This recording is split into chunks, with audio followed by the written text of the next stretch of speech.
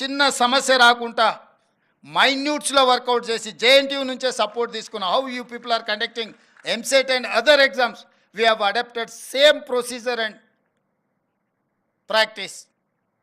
ఎందుకు అని అంటే గ్రూప్ 1 రాగానే బయోమెట్రిక్ తీసుకుంటామని చెప్పి తీసుకోకపోవడం వల్ల కోర్టు స్ట్రైక్ ఆఫ్ చేసింది. మీరు బయోమెట్రిక్ తీసుకుంటామని తీసుకోలేదు కాబట్టి మీరు ఇచ్చిన నోటిఫికేషన్కి మీరు అమలు చేసిన విధానానికి తేడా ఉంది అని. సో నోటిఫికేషన్లో ఏం ఇష్యూస్ను పొందుపరిచినామో అదే విధంగా పరీక్షలు నిర్వహించి ప్రిలిమ్స్ కంప్లీట్ చేసి ప్రిలిమ్స్ రిజల్ట్స్ ఇచ్చినాం. నోటిఫికేషన్లో 1:50 అని మేము మెన్షన్ చేసి నోటిఫికేషన్ ఇచ్చినాం. That's not our decision. Then government 2022లోనే 1:50 గ్రూప్ 1లో తీసుకోవాలని జీవో ఇచ్చి ప్రభుత్వ విధానాన్ని తీసుకున్న ఆ విధానంతోనే నోటిఫికేషన్ ఇచ్చారు. ఎగ్జామ్స్ కండక్ట్ చేసిండ్రు. ఆ ఎగ్జామ్స్లో ఏం జరిగిందో మీకు తెలుసు, నేను ఎక్కువ లోతుగా చెప్పాల్సిన అవసరం లేదు. అందుకే కోర్టుల పరీక్షలు రద్దు చేసినాయి. సేమ్ గైడ్లైన్స్లో మేము నోటిఫికేషన్ ఇచ్చి ఎగ్జామ్స్ కండక్ట్ చేసినాక కొంతమంది ఇప్పుడు 1:100 బిలో అంటున్నారు. ప్రజాప్రతినిధులుగా, ముఖ్యమంత్రిగా, మంత్రిగా నాకు శ్రీధర్ బాబు గారికి 1% కూడా నష్టం లేదు, కష్టం లేదు 1:50 బదులు 1:100 పిలవడానికి. కానీ 1:100 పిలిచిన మరుక్షణము కోర్టు సింపుల్గా 1:50 పిలుస్తా అని చెప్పి నువ్వు నోటిఫికేషన్ ఇచ్చి ప్రిలిమ్స్ కండక్ట్ చేసి ఇప్పుడు 1:100 పిలుస్తాను నువ్వు రిజల్ట్ ఇస్తే నీ ఫండమెంటల్స్కి నువ్వు అగెనెస్ట్గా పోతున్నావు కాబట్టి court next minute strike off చేస్తుంది. మళ్ళీ మొదటికి వస్తా. 2011లో మొదలుపెట్టిన గ్రూప్ 1 ఎగ్జామ్స్ 2024లో కూడా మనం కంప్లీట్ చేసుకోలేకపోయినాం. 12-13 ఏళ్ళు గ్రూప్ 1 పరీక్షలు నిర్వహించుకోలేని పరిస్థితుల్లో ప్రభుత్వాలు ఉంటే ఆ రోజు 21-22 ఏళ్ళ పిల్లగాడు ఈరోజు 34 ఏళ్ళకు వచ్చిండు. వాడికి పెళ్లి చేస్తే పిల్లలు అయిపోయి పిల్లలు బడికి పోయే వయసు. గ్రూప్ 1 ప్రిపేర్ అవుదాం వచ్చి కోచింగ్ సెంటర్లు ఇక్కడనే తిరిగి వాడికి నిజంగా వాడి యుక్త వయసు అంతా కోచింగ్ సెంటర్ల దగ్గరనే అయిపోయింది. ఊరికి వెళ్తే తల్లిదండ్రులకు భారం, ఇక్కడ ఉంటే 10 ఏళ్ళు పని చేయకుంటూ ఉంటే పని చేద్దామన్న ఓపిక కూడా పోద్ది. వీటన్నిటిని దృష్టిలో పెట్టుకొని క్రిస్టల్ క్లియర్గా నోటిఫికేషన్ ఏమి ఇచ్చినామో దాని ప్రకారమే పరీక్షలు నిర్వహించాలని ముందుకెళ్తున్నాము. కొంతమంది అనుకోవచ్చు ఏమైంది వీళ్ళకు 1:100 పిలిస్తే అని.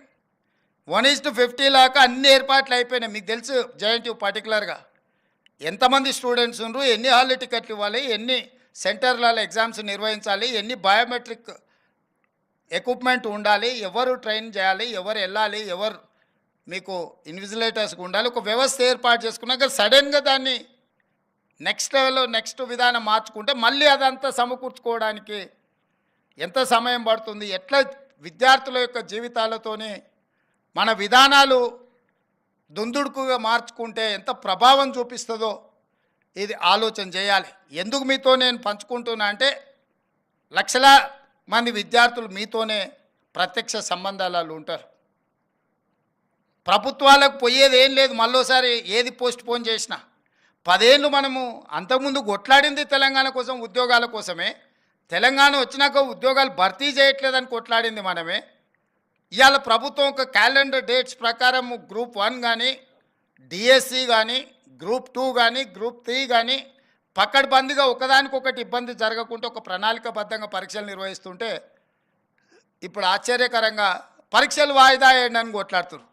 ఇంతకాలం 10 ఏళ్ళు మనం కొట్లాడింది పరీక్షలు పెట్టండి, పరీక్షలు పెడతారా లేదా, మేము ముదిరిపోతున్నాం, బెండకాయ ముదిరిపోయిన పిల్లగానికి వయసు మీద పడ్డ దేనికి పనికి రాకుండా పోతాడని ఇంతకాలం కొట్లాడి ఇప్పుడు అంటారు లేదు నువ్వు వాయిదా లేయని.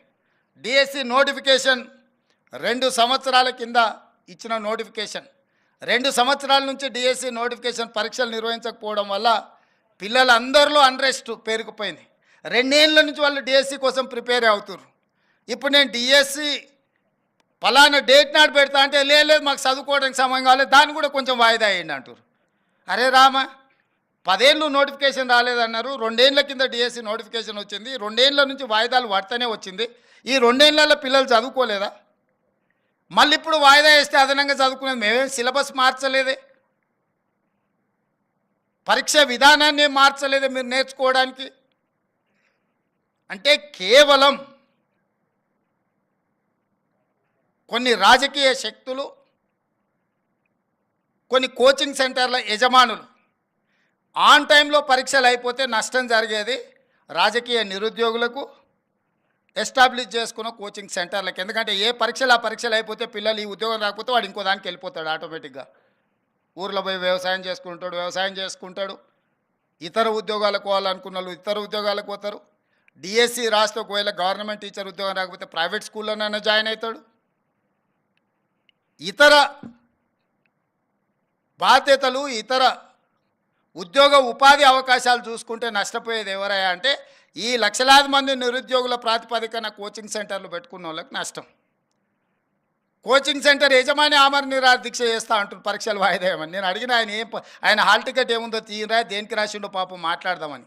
లేదు సార్, ఆయన కోచింగ్ సెంటర్ ఉంది, ఆయనకు 2 నెలలు పోస్ట్ పోన్ చేస్తే డిఎస్సి 100 కోట్లు లాభం వస్తుందంట, 2 నెలలు ఆయనకు 100 కోట్ల ఆదాయాన్ని మీరు దెబ్బతీసిరట అని ఒక్క ఆయన గురించే చెప్పారు. ఇంకొక ఆయన దీక్షకు కూర్చున్నాడు. ఏందే ఆయన మన పార్టీలో ఉండే మనటి వరకు ఆయనేం పరీక్షలు రాస్తున్నాయనంటే నువ్వు పార్టీలో ఏం ఉద్యోగం ఇవ్వలేదంటే సార్ ఇప్పుడు నిన్ను గిల్లడమే ఆయన పని అంటే అందుకే ఆయన దీక్షకు కూర్చున్నాడు సార్ అన్న. ఇంకో పిల్లగాడు కూర్చున్నాడు గాంధీ హాస్పిటల్లో చేరాడు. అరే పాపం నాకు తెలిసినోడే పిల్లగానికి ఏమన్నా కానీ ఏం పరీక్ష రాస్తుండే, అవసరం అయితే స్పెషల్ కోచింగ్ అని ఇప్పిద్దామంటే ఆయన ఏం పరీక్ష రాస్తున్నాడు సార్, ఆయనకు లీడర్ చెప్పిందంటే నువ్వు చేస్తే బాగా పేరు వస్తుంది, నీకు నేను చూసుకుంటా పో అని. నిన్న మన 3 దీక్ష చేస్తే 3 గురించి వివరాలు తెప్పించినాను. ఆ 3లో ఏ ఒక్కడు కూడా ఏ పరీక్ష రాస్తలేడు. ఏ పరీక్షలు రాయనోడు, ఏ ఉద్యోగానికి పోటీ పడనోడు నిర్వహిస్తున్న పరీక్షల్ని వాయిదాలు వేయండి అని చెప్పి దీక్షలు చేస్తారు.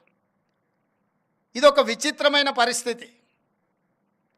అదేవిధంగా జాబ్ క్యాలెండర్ ప్రకారం జాబ్ క్యాలెండర్ రేపు అసెంబ్లీలో డిక్లేర్ చేస్తా అని చెప్పిన. ఇంతకుముందు 10 ఏళ్ళు ఏ పొజిషన్లో అయినా గ్రూప్ 4 కావచ్చు, గ్రూప్ 3 కావచ్చు, గ్రూప్ 2 కావచ్చు, గ్రూప్ 1 కావచ్చు, ఆర్ అదర్ డిఎస్సి కావచ్చు, పారామెడికల్ కావచ్చు, గురుకుల్ కావచ్చు, లేకపోతే పోలీస్ దాంట్లో ఎప్పుడు ఉద్యోగ నోటిఫికేషన్లు వస్తాయో ఎప్పుడు నియామకాలు జరుగుతాయో తెలియదు. ఎవ్రీ ఇయర్ మార్చి 31 లోపల అన్ని శాఖలలో ఉండే ఖాళీలను తెప్పించి జూన్ 2 లోపల నోటిఫికేషన్లు ఇచ్చి డిసెంబర్ 9 లోపల సంవత్సరంలో ఉండే ఖాళీలను అన్ని భర్తీ చేయడానికి జాబ్ క్యాలెండర్ని తీసుకొస్తున్నాం, దాని చట్టబద్ధత చేస్తున్నాం. ఎవ్రీ ఇయర్ ఎందుకు మీకు యూపీఎస్సీ రిజల్ట్స్ వస్తాయి, ఐఏఎస్, ఐపీఎస్, ఐఎఫ్ఎస్, ఐఆర్ఎస్ ఏవైతే సివిల్ సర్వెంట్స్ ఉద్యోగాలు ఉన్నాయో అన్ని ఖాళీలు ప్రతి సంవత్సరం క్రమ పద్ధతిలో తెప్పించి క్రోడీకరించి క్యాలెండర్ డేట్స్ ప్రకారం ఆటోమేటిక్గా పరీక్షలు నిర్వహించేటట్టు ఉద్యోగాలు ఇచ్చి ఒక సిస్టమ్ డెవలప్ అయింది యూపీఎస్సీ.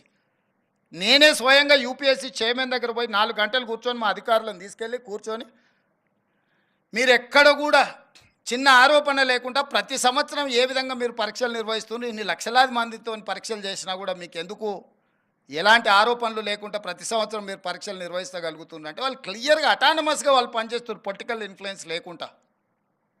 చిన్న ఆ ఉద్యోగిలో డెప్యుటేషన్ మీద తీసుకునే ఉద్యోగి మీద చిన్న అనుమానం వచ్చినా next minute they are surrendering that employee.